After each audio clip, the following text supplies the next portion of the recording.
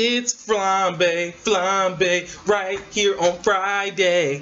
Aaron Johnson, Matthew Johnson, how you guys doing out there? 15 rounds of Flambé. Had to throw a little bit of Rebecca Black, toss it back a couple years on this beautiful, hot but beautiful Friday. Matthew, how you doing? Well, and I'm fine. I would say that's a creative opening. I'm not saying it's the best, but I wasn't expecting that, so I don't know what to You've been say. shooting me down Yes, all week, brother. You've been shooting me down all week. Starting out the show today, guys, we're gonna first of all, gotta ask Ketchum my hat really quickly. All right, well, starting off the show today, we're gonna talk a little bit about. We're gonna talk a little bit about the big news out of Charlotte. Matthew, you guys are right down there, right in the heart of all this news. The NBA taking the 2017 All-Star Game out of the Queen City. Tell me a little bit about that, Matt. Yeah, like you said before, the NBA decided to move the All-Star Game, which was originally supposed to be in Charlotte this upcoming February, and because of this recent bathroom bill in North Carolina, a lot of entertainment places and people have taken their business somewhere else to different states who don't have such discriminatory laws, and the NBA is just one other person to do so. The thing that I remember talking about this, and I had a conversation with someone. I don't remember, one of my friends recently, or I should say, when the bill first passed down in North Carolina, was the fact that I called it. To be honest with you, I called the NBA moving. They were going to move the All-Star Game out because the NBA is a very progressive, forward-thinking kind of league, and a bill of that caliber, in my own opinion, is something that's very, like you said, it's discriminative, and it's I don't know, it's just very conservative in the mindset of the bill. So I think that I saw it coming, and Adam Silver is the kind of commissioner that he's not going to take stuff like that sitting down. He's not going to say, oh no, it's just all about the money. The thing that's going to be big is going to see, because I believe that out of all the people that have taken their business somewhere else, like you talked about, because I remember you were supposed to go to a Springsteen concert. For Dale's birthday, I had gotten tickets to see Bruce Springsteen, and I drive up, and Bruce Springsteen, he had all the reason, all the choice to do so, but he decided to cancel the concert because of the bathroom bill just passing like recently before that concert. Yeah, so I mean, there are going to be people that are going to continue to do this, and I want to know how it's going to affect North Carolina at the end of the day, because if there's one thing that you can say, even if you're not a big basketball fan, this NBA All-Star Weekend is probably one of, if not the best All-Star Weekend in professional sports. Probably up there. I know hockey has a really good All-Star Weekend and things like that, but the revenue that would have gotten into Charlotte. So much money was gonna come to Charlotte, and it would have been a showcase because this is Michael Jordan, the greatest player of all time, with his revamped Hornets, who for so many years have been the forgotten Bobcats, and this is a good young team, and to see it all go away it's very disappointing, not just for the basketball team, but just for the city and state of North Carolina. I mean, I saw this coming, and so for me, I have no kind of disappointing feeling. I think it's a sad state that we have to be in for something like this to happen. Because, like I said, things are always going to progress forward. Things are always going to move forward. Yeah. Whether you can't be exclusive. You have to be more inclusive. Exactly, and I think it's wrong personally to discriminate in any way, shape, or form against someone based off of their own, whatever it may be, based off the color of their skin, based off of their sexual orientation. It's just wrong.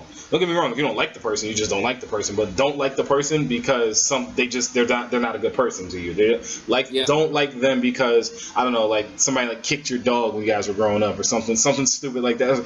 That my point being is, things that people can't control and things that are a part of them, a part of someone's like entity, someone's being, you can't hate somebody for that. And this bill is hating somebody for that. That's my opinion of it, and that's why I have no problem. I thought the NBA was going to do it sooner, to be honest with you. Yeah, like you said, because Adam Silver had talked about it in June, and the league did say, according to the USA Today, they will provide Charlotte the 19th All-Star Game, provided there is an appropriate resolution to the matter. So it's saying 3 years, if maybe they get rid of the bill or like probably revamp it or something, then Charlotte could actually host the All-Star game. But I'm more interested to see, because we talked about this a little before the show, because I know you're not the biggest fan of the NCAA or Mark Emmett, but he in March said that he wanted to have games and tournaments in North Carolina that would be more inclusive and not exclusive. And because college basketball is a bigger deal here than, say, the NBA it's going to be interesting to see if he's going to decide to move some games out of North Carolina. I think that would bring more like noise and more voice to change the law than, say, the Hornets. To be honest with you, I that's a good point. I don't like Mark Emmett. I'm going to start that.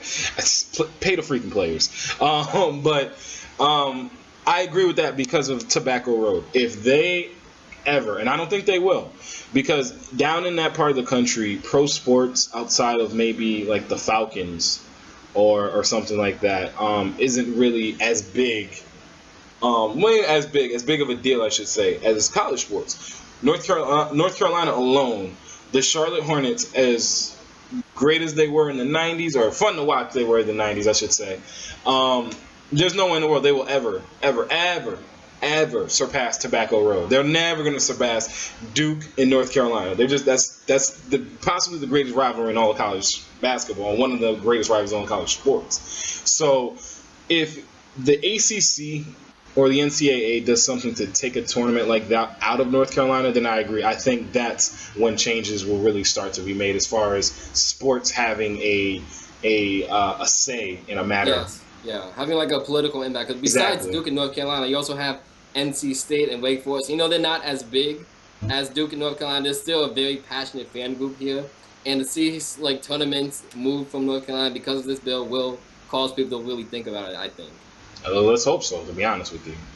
In an NBA.com interview, Derrick Rose compared his newest team, the New York Knicks, to the Golden State Warriors as an NBA super team. Aaron, you're a Knicks fan. What do you think about your newest point guard's comments? Shut up. You just got here. Shut up. Play a full season. Don't blow out your knee. Shut up and just play. You're not. The only thing the Knicks have in comparison right now with the Golden State Warriors are two things. One, they play basketball. Three things. They both play. They're both professional basketball teams. They both wanted Steph Curry in the draft that year, and they both have former MVPs on their team. Here's the only thing: the two former MVPs that the Warriors have are the last two players to win MVPs. Curry with the back-to-back years, and in the year before that, Durant. Yeah. The Knicks MVP has been a shell of himself since he blew out his knee. And don't get me wrong, I'm a diehard Knicks fan. I love the Knicks. It's yay, go team. And I'm glad that they picked up Rose because it is an improvement over all the other point guards that they had. Although Langston Galloway and Jaren Grant I think are good pros, this is an upgrade. Him and Brandon Jennings, they're upgrades at the point guard position. But shut up. This was a super team when maybe 5 years ago this is a super team. Yeah, I would say like this is a 2011 super team. Like this is a 2011 super team that would probably just get to the Eastern Conference Final. Yeah, like just shut up. Like I'm trying. I mean, like you said, I mean you're a Knicks fan, and this is an upgrade because I didn't even know who the Knicks point guards were last year. And if Derrick Rose can play 65, 70 regular season games, I think the Knicks can do something. I think they would be like maybe a 3, 4, even 5 seed team. I think. Here's the thing about the Knicks that I think a lot of people need to understand. One, it's an upgrade because the two guys I mentioned before and the just terrible, excuse for a point guard in the NBA and Jose Calderon. It's an upgrade right there. I'm an upgrade over Jose Calderon.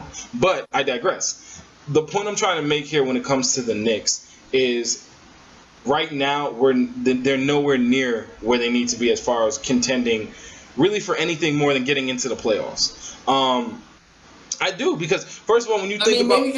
Maybe because I didn't watch them as frequently as you did, but just looking at their roster, looking at their conference, I think Cleveland, Boston, Toronto, and maybe Indiana. I think the Knicks are probably like, those are the only 4 teams I think I would pick in front of the Knicks. Here's the one thing. First of all, you named Boston and you named Toronto in division. Yeah, Toronto. Teams. They're in the division with the Knicks right off the bat.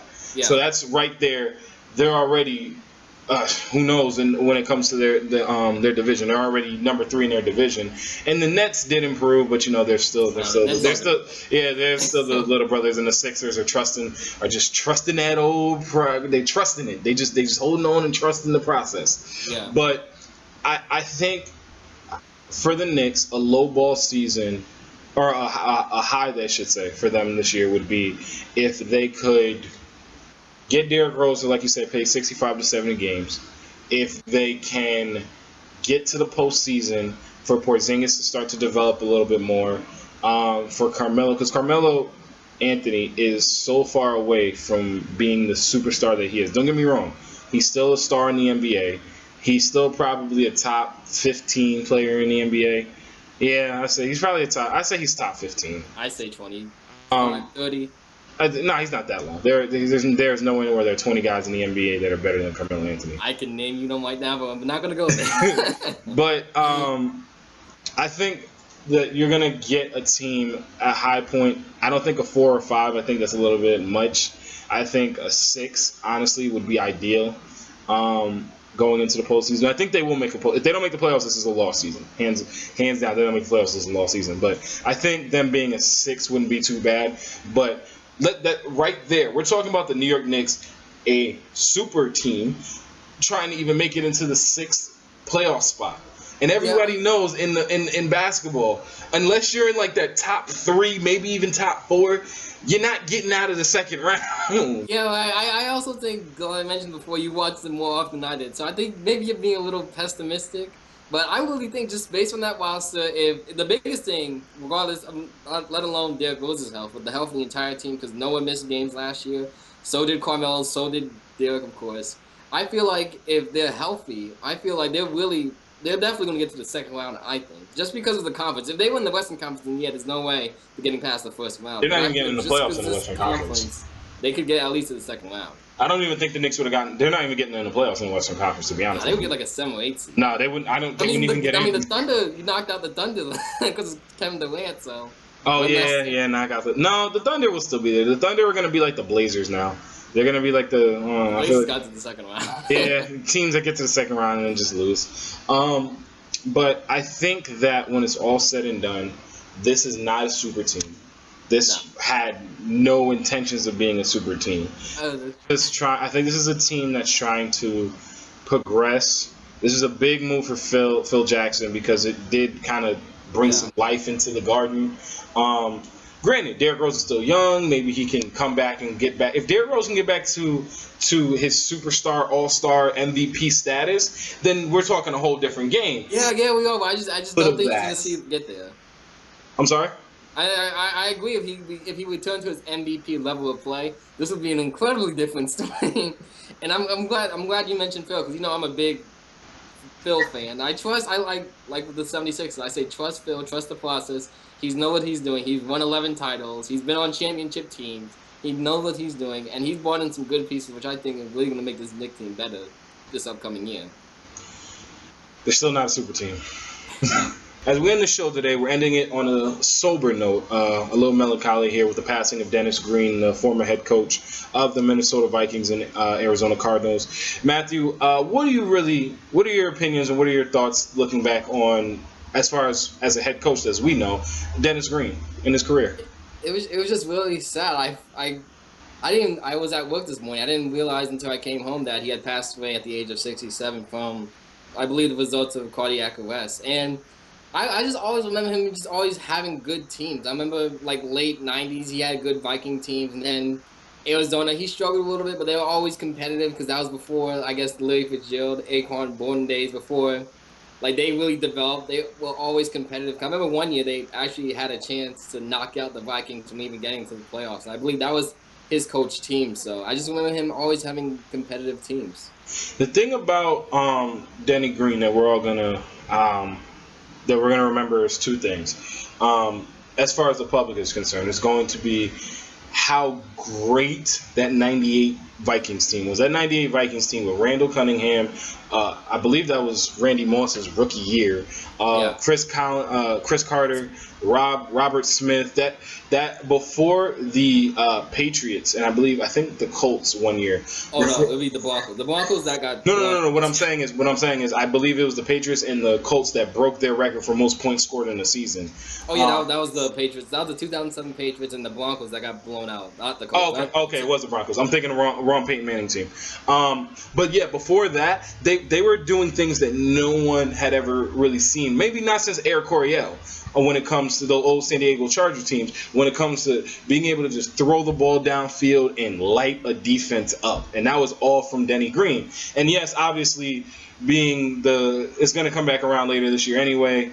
The rant at the end of the Arizona Cardinals game.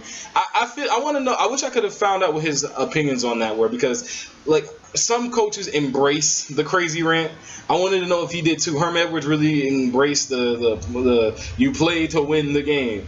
And I mean, Dennis Green got one of the greatest ones of all time. So I definitely, it was sombering news. It really was. I mean, the way you described it, how in 1998 they just really just started throwing around the ball and everything. I believe Randall Cunningham, I believe he may have won MVP that year or was close to winning it. And I was watching videos a few days ago of just their like precise. It would be funny because you would see Chris Carter running the most precise routes ever, and then you see just haul it up to Randy Moss. It was just a contrast, and he was a great coach. Like I looked it up, he had won a Super Bowl actually, not even though he wasn't the head coach. He won as a receivers coach for the 49ers in 1988 when they beat the Bengals. So he had worked with Jerry Rice, and then he worked with Chris Carter and Randy Moss. So he had a lot of success with passing and throwing around the ball, and he was just a great coordinator.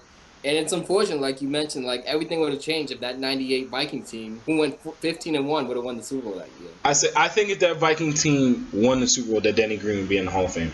I truly believe that.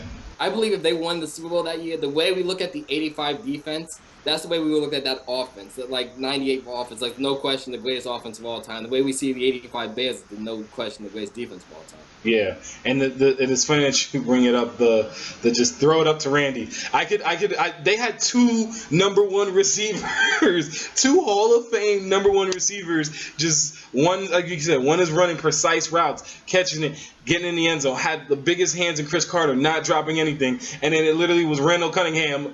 I'm going to just throw it up and let the kid go get it. And the kid happened to be the future Hall of Famer, Randy Moss. So it is, like I said, condolences from 15 rounds of Flambé to his family. And just, it was a pleasure. As a football fan and football lover, it was a pleasure to watch Denny Green coach in the NFL. And as I was like looking up and researching him about a lot today, because I heard of his passing, it was just how much of a pioneer he was. Because like we talked about it before, he was the first black coach in the modern NFL since Art Shell when he was hired as the Vikings in 1992. And when he became the head coach of Northwestern in 1981, he became the second black coach in Division I-A history. And he had that 98 team, he had the most success of a black coach until Tony Dungy won the Super Bowl in 2006. So, and with all this talk about the NFL winning rule kind of needing fixing, needing adjusting, it's just nice to, I guess, look back and reflect on Dennis Green had been such a pioneer for like black coaches, for say Todd Bowles and Mike Tomlin of today. Definitely, that's very well put, Matthew. Ooh, I like that. I like that a lot. Well, guys, that's all the Flambé we have for you guys this week. Thanks again for watching. As always, me and Matthew always appreciate it. Continue to like, subscribe, and comment. Subscription button's going to be in the point. Below. In the point. It's going to be down low. In the description box is below. Also, our GoFundMe page, our link to that is going to be down in the description below. Also, I'm excited because it's Friday. I don't know. I'm going to get into something tonight. I'm not sure. Matt, yeah, he's going to go run. I'm always excited on Fridays. I am always, work week is over. I know all of our listeners and all of our watchers out there are feeling very similar. But we would like to thank everyone again for such a great week. We're going to be adding more content to the channel. We're going to be doing we're going to start doing top 10 lists. We're going to hopefully start being able to bring in some people that we can talk to and interview as far as sports writers and things of that nature, maybe former players. So we're going to reach out to a couple people, see if they would like to join the festivities here on 15 Rounds of Flambé. But as always, for Matthew and for myself, thank you again for watching. Continue to donate to our GoFundMe page, please. Thank you again for all the donations. Keep them rolling in. We're getting up there. I said we're getting comfortable with everything, and we're starting to get everything, Yeah, we're getting into a groove now after doing this for like about 2 weeks now. I'm running out of content. But at the same time, like I said, Matthew and I enjoy doing this, and we greatly appreciate all the watching and all the people that sit down and take the time out to watch two brothers talking about sports. Well, with that being said, we'll let everyone here go. Enjoy your weekend. Have a great, safe time, and we will see you guys back on Monday. Weekend.